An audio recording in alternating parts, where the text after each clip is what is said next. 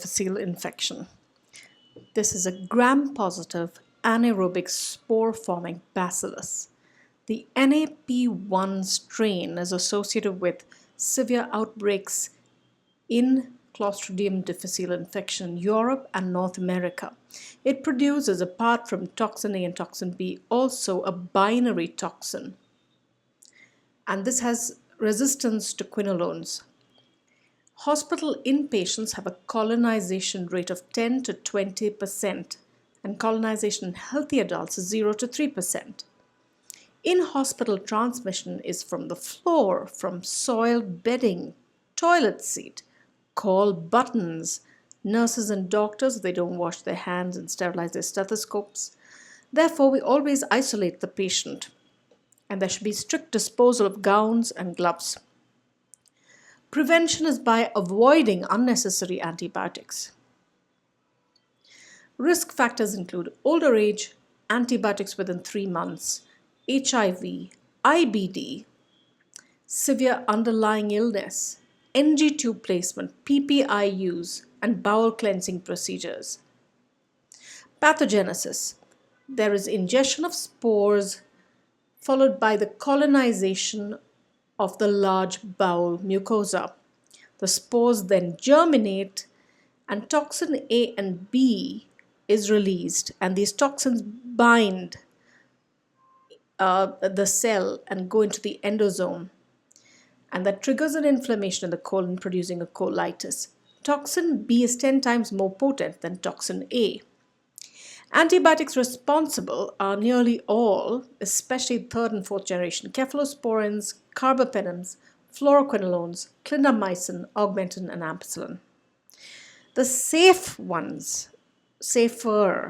ones compared to these would be aminoglycosides, cotrimoxazole, rifampicin, chloramphenicol, tetracycline, teicoplanin, tigecycline. So if a patient has a severe infection like a pneumonia or a pyelonephritis, needs the antibiotics, we switch to one of these.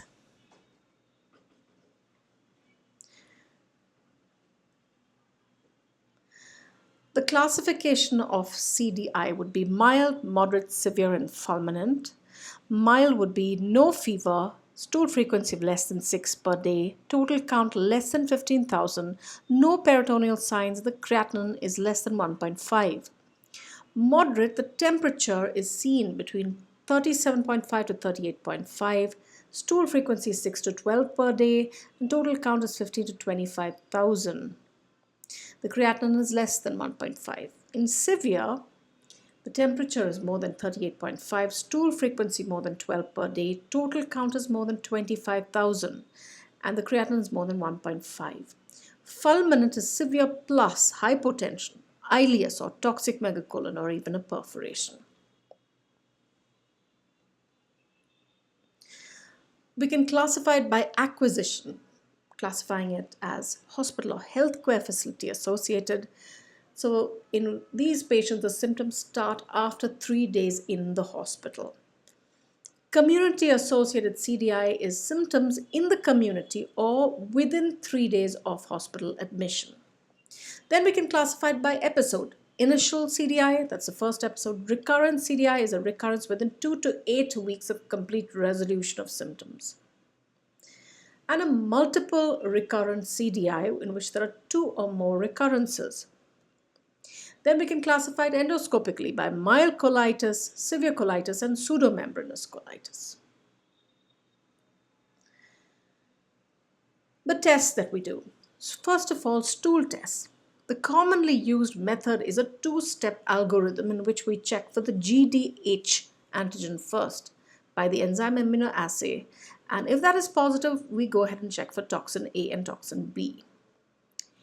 If the GDH is negative, we don't need to go any further. If the GDH is positive and the toxins are negative, then we do a NAT or a PCR assay. This is the standard protocol. The NAT or the PCR assay is highly sensitive, 85 to 95%, but it may detect a colonization. Therefore, it's not very specific. It detects toxin genes TCD-A and TCD-B. GDH, which is glutamate dehydrogenase antigen test. It detects Clostridium difficile organism. It's sensitive, but it's not specific for toxigenic strains. Only GDH positive is not CDI infection. Toxin A and B enzyme assay. This is rapid and specific, but a low sensitivity. If the toxin A or B is positive, it strongly indicates Clostridium difficile infection. Stool culture. This, if it's done for Clostridium, it has to be an anaerobic culture. It takes 2 to 5 days and it detects both toxigenic and non-toxigenic strains. Blood test would be a total count, creatinine, albumin, and a CRP. The CT scan could show an ileus, a megacolon. It could show thickened bowel wall, and it could show mucosal edema, which looks like an accordion, so it's called accordion sign. And of course, colonoscopy. The mechanism of action of toxin A and B. The toxin binds the host cell receptor, and the toxins get internalized into the endosome. Then there is endosome acidification and pore formation in the endosome, which causes the GTD to get released. Then the Rho GTPase inactivation by glycosylation occurs, and that causes a cytopathic and a cytotoxic effect. The treatment would be, first of all, stop the offending antibiotic. And if the patient has another infection which is serious, you change to those that are less likely to cause a CDI. Oral vancomycin for mild, moderate, and severe disease. 125 milligrams 4 times a day is what is recommended. It's found to be as effective as 506 hourly. It's not absorbed. It reaches the colon, and it's highly effective. It can be used in pregnancy, and it's safe in children less than 10 years as well. However, metronidazole has been found to be metabolized before it reaches the colon. Therefore, it should not be given orally in CDI. Another alternative in mild to moderate disease would be fidaxomicin. That's 200 milligrams twice a day for 10 to 14 days. It's a macrolide with less systemic absorption and decreased recurrence compared to vancomycin. That's 15% versus 25%. Metronidazole IV 500 8 hourly is given with oral or NG vancomycin if the patient has fulminant disease. It's found to be inferior to vancomycin. Oral is not effective at all. It's secreted by the colonic mucosa. Therefore, when we give it IV, it does reach the colon. Other medicines we could use would be teicoplanin, 100-200 milligrams BD for 10 days, nitazoxanide, rifaximin, and fusidic acid. Then the option of surgery. If there is a poor response, it's not just toxic megacolon or perforation that is an indication for surgery, but even if the patient is sick and does not respond to medical treatment. There are 2 options. One is a subtotal colectomy with a diverting ileostomy, which is associated with a higher mortality rate, but loop ileostomy plus intra-op peg lavage plus a post-op vancomycin is found to have less rate of colectomy and less mortality. Recurrent CDI, we give pulsed and tapered vancomycin. So you give it for 14 days first, that's 125 6 hourly. Then you give it for 7 days as twice a day, and then another 7 days as once a day, and you give it in pulse therapy form and slowly taper it. Then we can do a fecal microbiota transplant. Now, how does FMT work? By bacterial diversity, decrease in butyrate and acetate, direct antagonistic effect on the Clostridium difficile, increase in secondary bile acid production,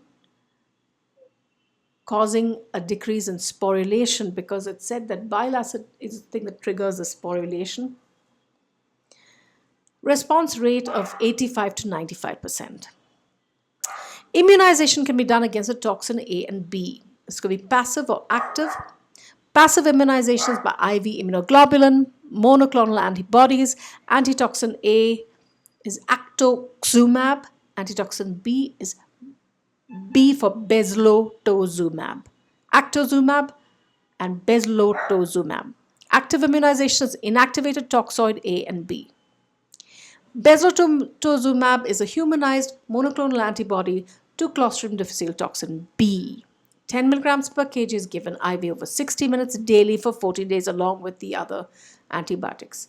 In the modified study, it showed a 40% relative risk reduction of recurrent CDI infection. Then there are binding resins, not so effective, but cholestyramine, colestipel, and tolivamur can be used. Tolivamur specifically binds to the CDI toxin.